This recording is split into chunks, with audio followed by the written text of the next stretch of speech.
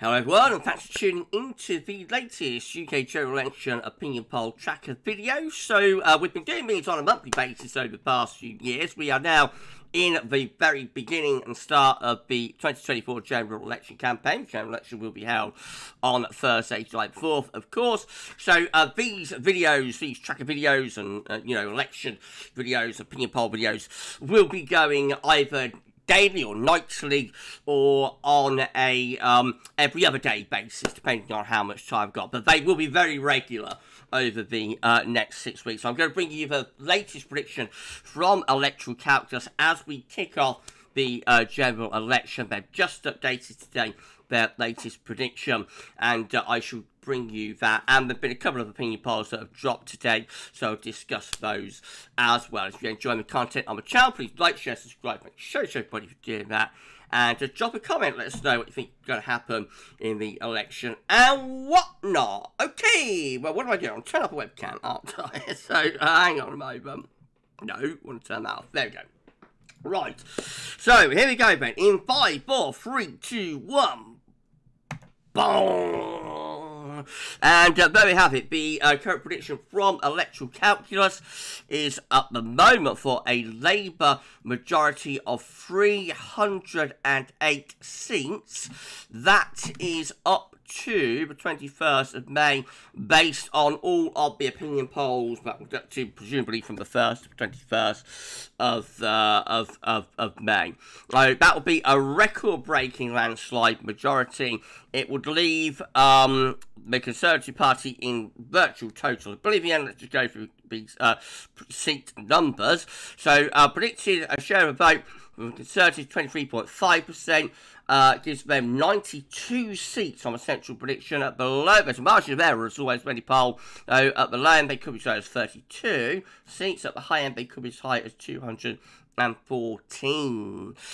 Labour on 479, 479. At the high end, they could go up to 551. At the low end, they could be down at 352. That is above vote 326. They need to form an overall majority. Liberal Democrats on a central prediction of 44 seats. At the high end, they could go up to 58. At the low end, they could be down to 18. Reform with a central prediction of 0 seats, despite having 11.3% of the vote.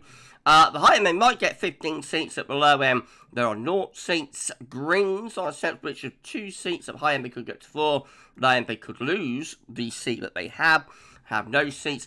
SNP on a central prediction of just 12 seats. At the high end, they could go up to 35. At the, oh my god, hang on to 35. At the low end, they could drop down just 3 seats. Most of that benefits Labour, of course, but 1 or 2 could go to Conservatives. And then we've got Plaid on a central prediction of 3 seats. At the high end, they could go to 4. At the low end, they could go down to 1. That 308, I think, is up 14 on the prediction from Electoral Calculus at the end of April / start of May, but we base our video on that we released, I think it's about a couple of weeks ago now, or about a week ago, for May's prediction, before we knew that Rishi was going to be calling the general election. So through this month, there's been a further swing to Labour, actually. And they are now on a central prediction of 308 seats. As I say, there have been a couple of polls that have dropped today, so let's just discuss those. We've had a YouGov poll turn up just here, giving Labour a 25% lead. So they've got Conservatives down 21 and Labour as high as 46%. They've got Reform on 12, Liberal Democrats on 9, SNP on 3, and Greens on 7% of the vote. That was conducted before the announcement of the general election. So the first poll that has dropped, that at least partly includes polling from after Rishi Sunak called the general election, is this one, More in Common. And they have Labour with a 17% lead, so they may find that the Conservatives are on 27%, Labour on 44%, Liberal Democrats on 9%, SNP on 3%, Greens on 5%, and Reform is on a predicted 10% of the vote.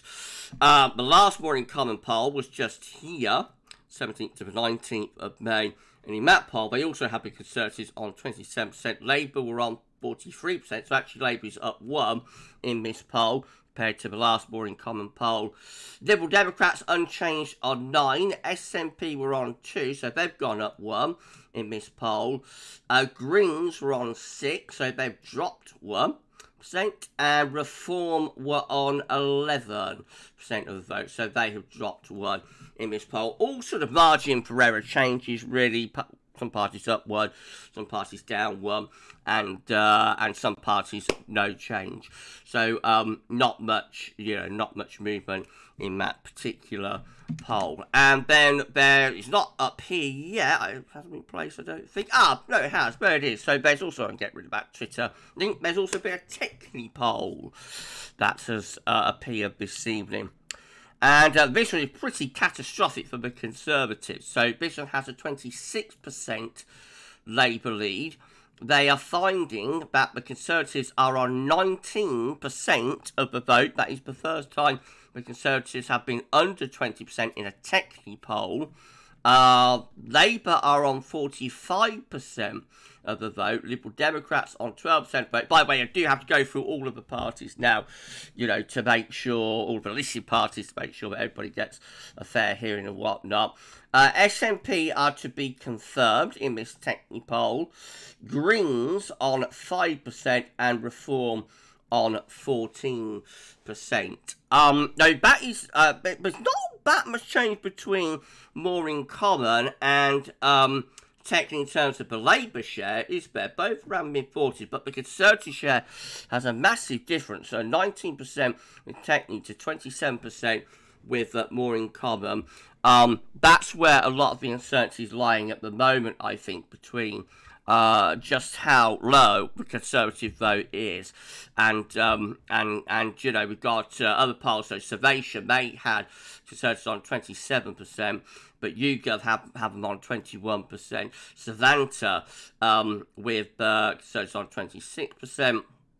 But, for example, People polling, Conservatives on 20%. So there's quite a margin between the pollsters that are only finding the Conservatives around 20%, give or take, and the pollsters that are moving the Conservatives into the upper 20%. And obviously that's going to make a big difference between... it doesn't make a big difference about whether the Conservatives lose the election.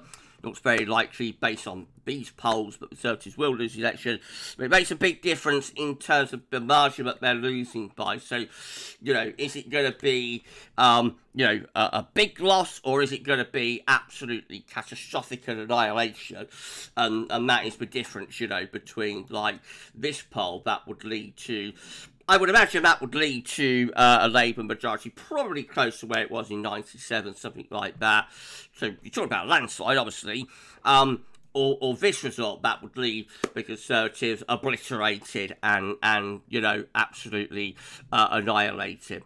So that's where the difference is at the moment. It's very early days. The election was only called yesterday, and we should wait and see what happens. Just go back to the prediction for Electoral Calculus. So again, their prediction as we begin, this general election is for a Labour, general election campaign, is for a Labour majority of 308 seats, a record-breaking landslide, and, sorry everybody, we shall see where we go next. So it's going to be interesting to see how the polls start to react over the next few days. I doubt those two polls that we've had this evening, More in Common and Technically, I doubt they have really factored in greatly the announcement yesterday.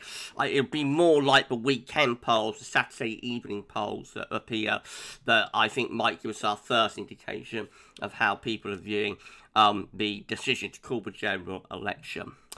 Right, so if you've enjoyed the video, please like, share, subscribe. As I say, these are going to be very, very regular over the next 6 weeks. I'll be keeping you updated, hopefully on a more or less daily basis or nightly basis in terms of how the opinion polls are moving, and we shall see what happens.